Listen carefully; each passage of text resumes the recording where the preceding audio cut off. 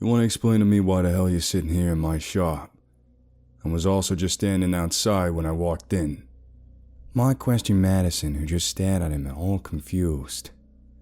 Right after that, Mark took a second, glanced around the shop real quick, and suddenly shouted, "Muscles, kill her now!" All of a sudden, there was a racket outside. Then I heard the sound of something slamming into the van. We all took off outside to see what happened and found Han on his ass under a huge dent in the van, shaking his head trying to get it back together, and the giant sword that was embedded in the brick wall next to the shop's door. "What the hell happened out here?" Mark asked him, helping him up to his feet. "That, whatever it was, might be above my pay grade," Han said, checking the back of his head to see if he was bleeding. "It threw me across the alley and vanished into thin air." "What about the book?" Mark asked nervously. "Fell for the decoy. But we should get moving. I don't know how much time that would buy us," he answered, yanking his weapon out of the brick and heading over to his truck. So after that, we grabbed a few phone books and read them all in newspaper along with the real book and passed them out to everyone there. The idea was that we'd take several vehicles and several decoy books to make it harder for whoever was after it to sort out which was which and who had what. Once everything was ready, we started to file out the cars, and then Madison, who volunteered to watch the shop for us, asked Mark, "Hey, real quick, how'd you know I was the real one?" "Saw your bike over there in the corner next to you. The one outside didn't have one. When I walked in, whoever that was said they were waiting for a pickup out there. Didn't take long to figure it out after that. Thanks for looking after the place," he added, putting his hand on her shoulder. "You ever need a favor, you just let me know, and we'll take care of it." While we all gathered around in the alley, Mark started telling us what's what. And when he got to me, "Okay, you and Miss Abigail are going to take the van, and you two are going to go the long way around. So take Griffin Avenue up a ways, and then head back down on Fig." "No, now wait just a second, damn it! Are you going to tell me why you keep sticking me with her?" "You two got a good track record. You work good together. And you might not know this, but she's one of the most feared people in the local paranormal population. Word has it that a few weeks ago there was this human paranormal baseball game that she threw a fit over or something, and it took every single other para there just to hold it down. And there was some serious fuckers there at the time. So let me put it this way. If there's one person around here that ain't some kind of actual god who you want on your side, it's her. So shut up and get in the damn van. Go up Griffin, come back down on Fig, get to the hotel, and get this shit done." Yeah, I'm on it, boss," I sighed, climbing up into the van and turning on the ignition. "You ready to rock and roll?" I ask Abigail. She crawls up into a seat and puts the wrap-up book in her lap. "Yep. Nervous?" she asked when she caught me checking the back suspiciously. "A little bit," I answered. "Situation's got kind of screwy here recently. Can't argue with that. But I think once they realize what's going on, things are going to get really interesting in a few minutes," she said ominously.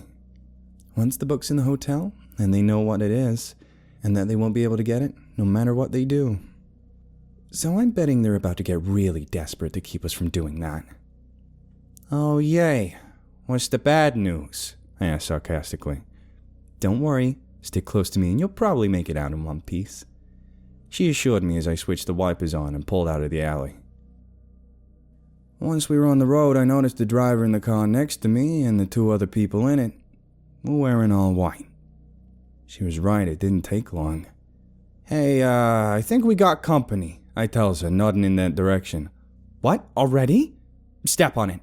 We still have a way to go," she demanded. "There's probably more close by." As soon as I started to gas it, the van lurched to the side where they just tried to pit me. Then another impact from the other side from a second car. Now I was really starting to panic because I knew that all it would take was for someone to see that shit and make a report to the cops, and then we'd have them on our asses too.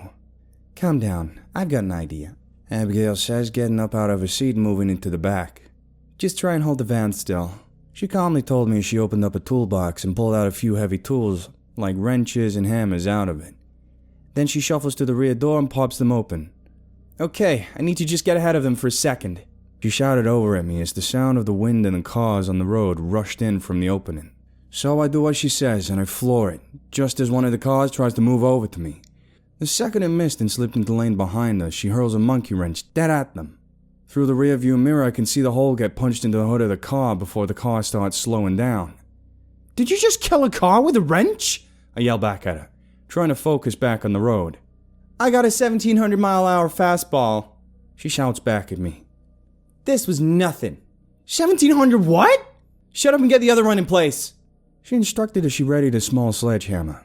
So I do what she says and hit the gas again and cut over to the other lane. She took a shot. This time the driver was wise to her plan and tried to steer out the way. But that just made her get off target as she hit the space just over the left wheel. So the whole wheel gets obliterated and the car jerks to the left, causing the rest of it to flip end over end several times before coming to a rest in the middle of the road. Sparks flying all over the dimly lit street. I'm starting to see why people like Fast and Furious movies. She yelled at me excitedly as she watched the carnage from the back. Jesus, Cabbage Patch brand artillery, I said quietly to myself. Okay, come on, close the doors and get back up here. About then my phone starts to ring and I checks to see Mark's number coming up. Hey, you still alive? He yells into my ear as soon as I answer. Yeah, Abigail handled it just like you said. Okay, we had a hiccup, so we'll probably be there at the same time as you now. When you get there, if we ain't already there too, don't wait for us. Just get inside as fast as you can. He told me and then hung up. Mark says to go on without them if they don't get there first. I relay the message to Abigail, but as it turns out, Mark was right. Once I see the sign in the distance, Mark and Han and Chris and Johnny pull in almost at the same time as I do. But they had company and were coming in hot. Me and Abigail get there clean, but one of the cars following Mark manages to ram them into the concrete partition. That makes Chris and Johnny lock up the brakes and stop way too soon to keep from piling into them. Knowing we had the real book, we both jump out and make a break for the front entrance, but we didn't make it in time. Don't move! I hear a voice shout at me from near the rest of the cars when I was just a few yards away from the entrance. I slide to a stop to see one of the angels dragging Johnny out of the car by his hair. In the dark, I could just make out Mark and Han were both struggling to get out of the truck to get to him, but by then there wasn't anything they could do. Bring the book here! The real book, and maybe I don't snatch his head off! I wasn't sure what to do.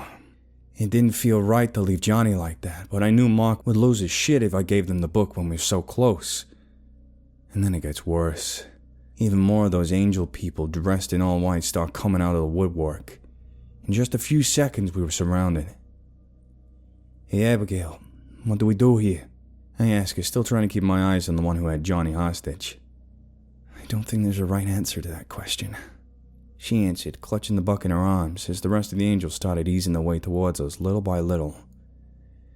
I can keep us safe, but there's no way I'll get to them in time to help. By then we hesitated too long.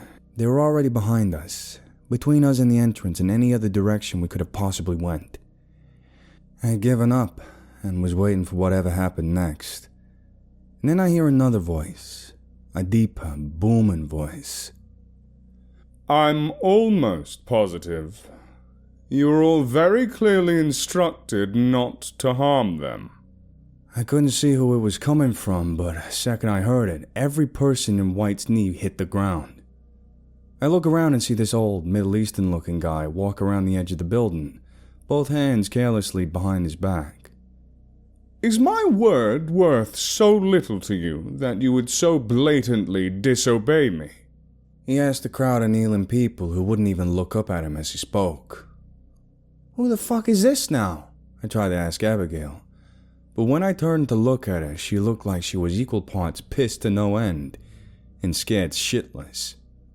Just think about it for a second, she said nervously to me. These guys are angels. Who do you think their boss is?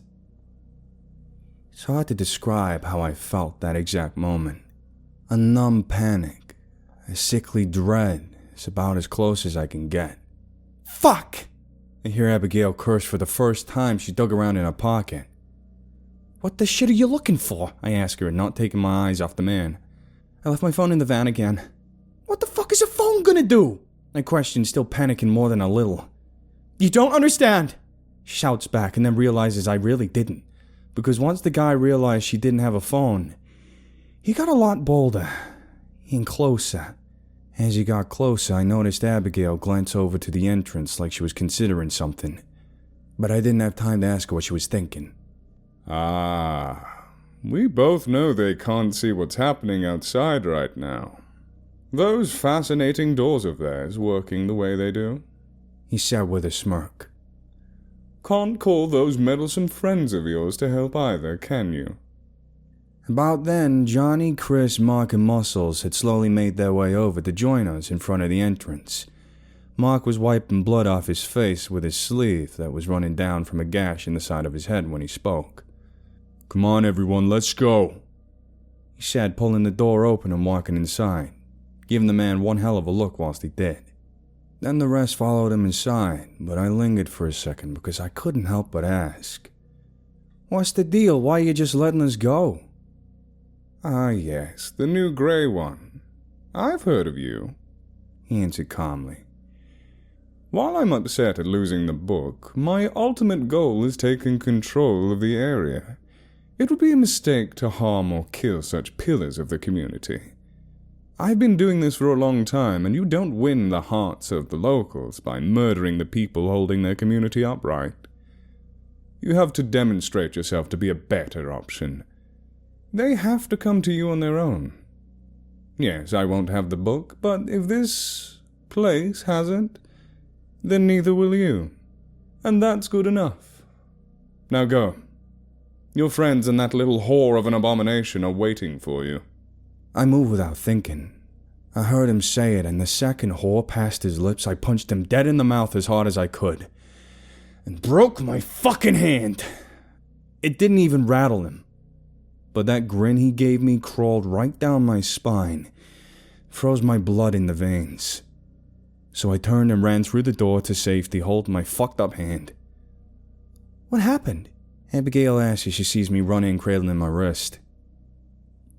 Nothing." He gave me a look, so I cracked him in the face. I think I broke my shit, though. "Oh, yeah, it's definitely broken. Looks like it's turning dark already," Abigail says, taking a look at it. "Why would you decide to punch him in the face, of all people?" He just got under my skin, walking around like he owns the place. Prick. I patted my original fib whilst I started feeling my heartbeat in my hand as it started to swell up. "Moron.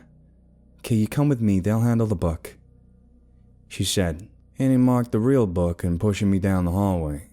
"Hey, where the hell are you two going now?" One of the guys shouts as Abigail nudges me along. "To the bathing area. They have a pool here that heals injuries. You should all come too when you're done. You're all banged up pretty bad too," she told them. She led me down this long, twisty hallway that eventually opened up into a locker room kind of area. "Here, this way. This is the shower and bathing area. There's a hot spring here that speeds up recovery. You just need to stick your hand in there for about an hour and it should at least be good enough to use again." "How the hell do you know the way around this circus tent so good?" I asked her suspiciously. "Oh, how do I explain?" she asked herself, giving her chin a scratch as she thought. "You see, this place, the hotel, provides a lot of services. A more recent one is they take in vampires like me and they help them learn to live an ethical, peaceful life with the condition," she explains. "And that's hard to do?" "Extremely. When we get turned, we have some physical changes, yes, but there's other things that happen in our mind too. We develop a kind of secondary, almost psychotic personality. Not a whole new identity, but a way we think that act and overrides things like empathy and compassion and squeamishness so we can feed on other humans." She goes on as I follow her to the hot spring. "And you were one of those they helped?" "No, the other way around. That program started with me. I was the first one to ever really get the condition under control and adapt to a nearly normal life. When they heard about it, they came to me and asked me to tell them how I did it. And then they worked on a program that makes it much easier than what I went through. So I lived here for a while and worked out all the details as they developed the program." Plot thickens, I says to myself. "Hey, is that it?" Pointing to a pool of steam and water made of large stones. Just dip your hand in there and hold it." "Oh, that feels really nice." I sighed as I submerged my throbbing hand in the warm pool. So, you knew that douchebag outside? She just nodded her head to answer. How long? About 330 years, she says, staring off into the distance. I was getting a weird vibe by the way she said it, so I dropped it and just let my hands soak. After about an hour, we all met back up in the lobby where Mark and the rest were waiting. I look over to see Muscles got a pissy look on his face. When I realized he was probably mad about his truck, it was a really nice one. Must have cost a fortune, and now it was folded up like an accordion outside. I'd be grumpy too. You should really use the spring, Abigail tells them as she walks over to meet them. Nah, we gotta get back to the shop. Having that girl be the only one there makes me all kinda nervous. He waved her off. About then I see someone walk around the corner and down another out the corner of my eye. Hey, did you guys see that? It looked like... Never mind. I gave up. Just wanted to finally wind this long, shitty day down, even though by then it was already well into tomorrow. But you know what they say about the best laid plans of mice and men. What the fuck is going on in my shop? Mark bellows as we get out of the battered van and see the door halfway open, and someone rolling on the ground in front of it. No, I mean it! Explanation now! I run up to the scene and this guy, this huge black guy I'd never seen before, stands up and keeps standing up until I see the full magnitude of his hugeness. 7'4", I guarantee it. As wide as a barn. Then I look inside and find the source of a noise I'd been hearing in the background since I got there. Madison making all kind of racket at the guy who I just noticed has one hand on his chin and the other between his legs. Get her away from me! The man begged from his place on top of the beanstalk. His voice was deep like a drum, but he has this, like old-timey southern western accent. Made me kind of think of a guy from the Green Mile movie. You gonna tell me what you're doing here, or we got a problem? Mark asked the guy. Look, now we ain't got a problem, I promise. I was just coming by because I thought you could help me find someone. So I knocked, and nobody came to the door. So I tried the knob and it was open, so I walked on inside. And then that lady over there comes flying around the corner, kicks me right in my damn giblets and socks me dead in the face with some damn brass knuckles. Didn't even give me a chance to say hello, I'm telling you. He tried to explain, still keeping his eyes on Madison. I ain't here to do any harm, I'm just here looking for someone. Don't give me none of that, you just came strolling in. I'm in there on the toilet and I see someone trying to beat down the door. What am I supposed to think when I turn to see Shaq ducking under the door frame? Madison argued back. Also, why you guys got a bag of fingers on the table? Seems like a weird thing to collect. She added, changing the subject like it was nothing. You could not beat my ass, how about that? The guy yells down at her, still rubbing his jaw. Okay, everyone, shut the hell up, I got a headache. Now, who are you exactly? Mark asked the man who has to duck to keep his head from hitting the ceiling of the shop. Oh, beg your pardon. My name's Henry. John Henry. He introduces himself, reaching out with a baseball bat-sized hand to shake Mark's. And what do you want? Oh, right. Have any of y'all seen a fella about yay tall? He says, holding his hand about chest level. Long blonde hair, a well-built gentleman. Might be going by the name Pie. And what's your business with him? Old friend of mine. Need to catch up on some matters, but he's a hard man to pin down. I was hoping you could help. Henry explains to us. Yeah, Mark answered with a sigh. He was in the area not too long ago, but I could say if he's still here or not. It's been a few weeks already, so he might have moved on by now. Mark says to the guy. Okay, whatever. You all do you. I'm going home to get some sleep. I tell everyone in the shop. Feel like I've been up for 2 days straight. Jesus, have I been up for 2 days straight? I lost track of time at some point. Yeah, me too, I hear Abigail say. I forgot my sunblock and sunglasses, and it's gonna be sunrise soon. We both walked out of the shop about the same time and started walking the same way down the alley. As we start to get near the end, she says something. I heard what really happened. Outside the hotel. You, huh? I tried to play dumb. The door was still cracked a little, I heard what he said and why you punched him. You look after people close to you, don't you? I ain't really never had people that close to me, if I'm honest. My parents were pretty absent most of the time, and I was an awkward kid. Got picked on and stuff like that, so I kinda stayed to myself most of the time. Never had girlfriends as a kid, and even when I got grown up, I kept the ones I had here and there at a distance on account of what I do. I tells her as she walks beside me. Huh, I guess you might understand me a little better than I thought after all. She says to me as we walk out onto the street. Don't read too much into it. At the end of the day, I'm just a goon, not some deep angsty character from a romance novel. Dirty deeds done dirt cheap. That's me. Don't be too hard on yourself. You're not the only one who's done things they aren't proud of. When you live for 3.5 centuries, you build up a lot of history. Some bad, some good, some a little bit of both. One day I'll have to tell you about the time I helped catch a serial killer in the 1980s using a pick-a-flick video rental store as a base of operations. What the hell? I laughed, not just because of the absurdity of what she just said, but because she had to be more specific which 80s she was talking about. And then my laughter stopped when something crossed my mind that gave me a bad feeling in the pit of my stomach. Hey, sorry to bring it up again, but how long did you say you knew that asshole for? Oh, about 330 years, she repeated. Then it hit me. I didn't even have to ask. Her words from before when I asked her when she was taken away, I could hear like a recording in my mind. About 343 years ago. Hey! Hey! I said, why do you ask? She shouted at me, pulling me out of my daze. Huh? Oh, nothing. Just... So you two are on bad terms, it seems. It's weird to see you hesitate, throw hands with someone. He's different. There's a few around here who can take him, but he avoids them. I ran into him not long ago and he punched me in the stomach so hard it broke my spine. And then he almost killed a friend of mine at the same time. She said as she thought back. You got lucky. You really should be more careful, not just with him, but with all of this. What do you mean with all of this? I've been okay so far.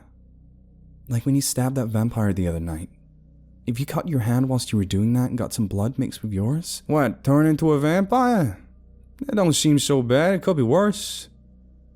Yeah, it could. Because most people that happens to don't turn into a vampire. Their whole body just rots apart and painfully liquefies over several hours until they die. She sternly corrects me. Oh, well, that's... Huh? Trying to get over the idea that I could have accidentally got liquefied, I dragged myself the rest of the way home. By the time I was able to see the front office of the apartments, I could already feel my eyes start to shut on their own. But that's when I noticed him. This guy, way out of place. His whole look just screamed accountant or something. Giving the building just one last look before getting into his car and taking off. Who the shit is this now stooping around my house? I says to myself, walking up to the office and looking inside. Haven't seen Holly here for a while, I added. But she did seem like she had a lot on her plate. Maybe we've just been missing each other. I'm sure she'll come sniffing around my place when rent's due. So I finally make it to my own apartment and finally takes me a decent shower. Felt like forever since Abigail woke me up by almost kicking down my door and didn't even spare time to eat. I just wanted to climb into bed and pass out. But as I'm drying off, I hear a knock at the door.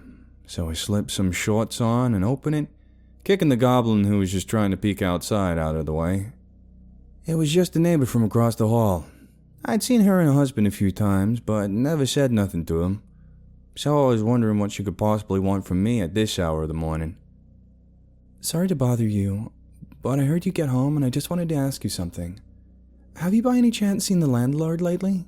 My rent's due and I haven't heard from her or seen her in several days now. Her car's gone and I haven't even seen the office lights come on. Not once.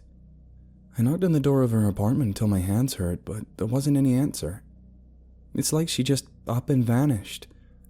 I hope nothing happened to her. No, I'm sorry, but I haven't, miss. But I'll see if anything turns up. I know some guys around here who's good at finding people. And I'll let you know if I finds anything out. I tells her. Which was at least enough to get rid of her so I could say what I was really thinking. Well, shit.